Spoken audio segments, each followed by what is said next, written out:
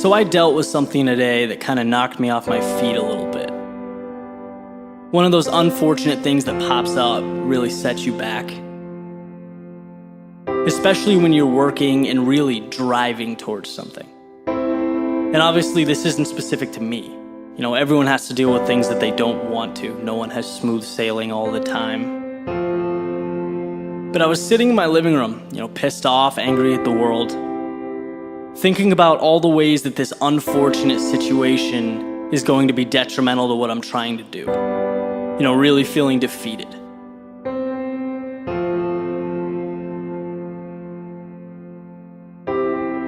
But the more I thought about it, the more it became evident that I was wasting my time. Because realistically, whatever happened, it happened. I can't change that.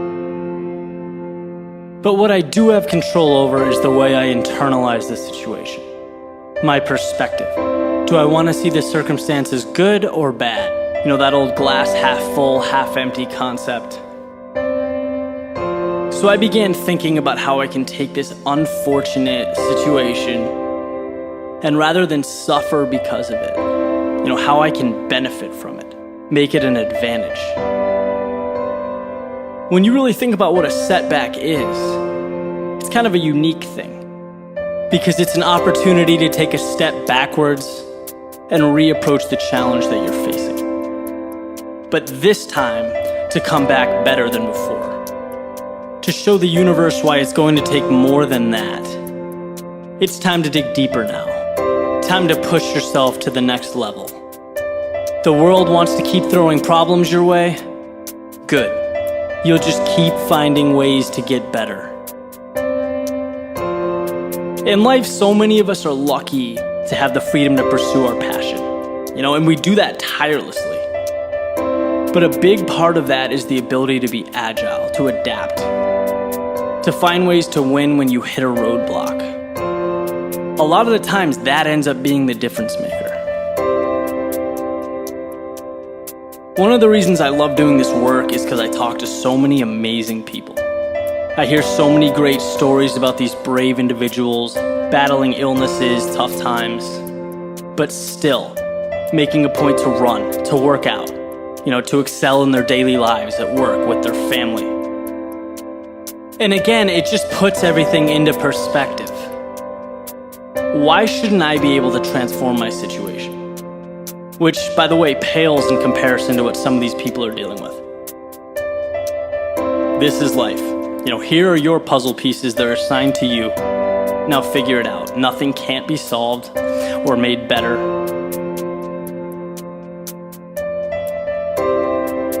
So I hope anyone listening to this, going through that rough stretch, I hope you can take that step back and really re-examine what it is that's in front of you.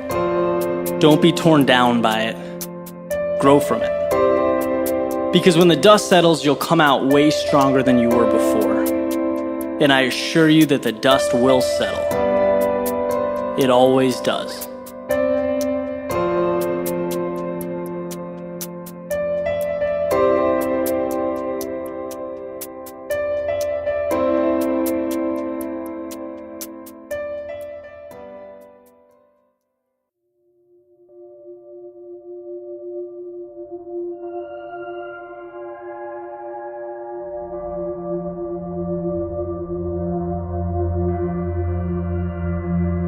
A journey of 1,000 miles begins with a single step.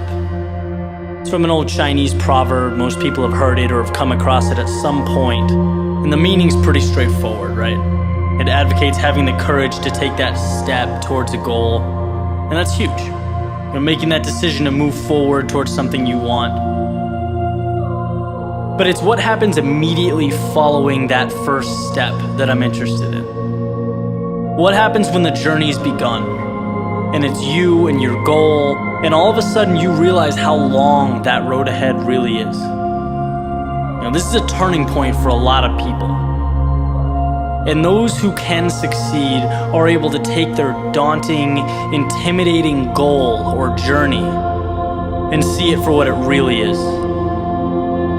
Just a bunch of small, manageable tasks strung together. When you look at why people quit, a lot of the time it's because they were overwhelmed by their goals and ambitions.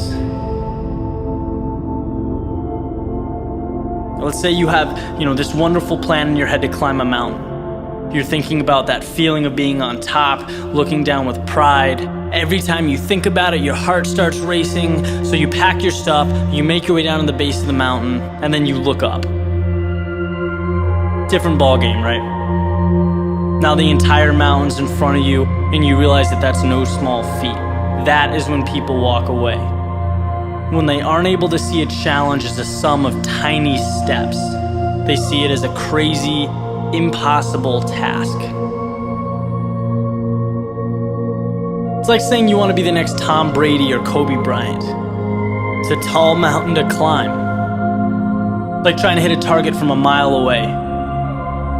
But if you can identify and map out what you need to conquer in order to become a better basketball player or football player, and begin taking those small steps, improving every day, that makes dreams real. That's what gives goals life.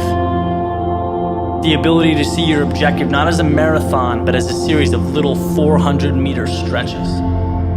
Stepping stones. You know what your objective is today, tomorrow, the end of the week, and the end of the year. And completing them day by day, these little victories, that's what gives your dream life. It's what gives you momentum. You feel good about the process. And by the way, when things blow up in your face, which happens every so often on this little place we call Earth, you'll have that foundation and that sense of accomplishment to stay focused, because your approach is tangible and it's realistic. This applies with everything. Losing a job, a breakup, failing a test. These things are monumental if you allow them to be. They can turn into that unclimbable mountain. Or they can roadmap a new path for you. And if you define what you want, you define success, and begin stepping towards it 1 hour, 1 day at a time, you'll get where you want to be quicker than you thought.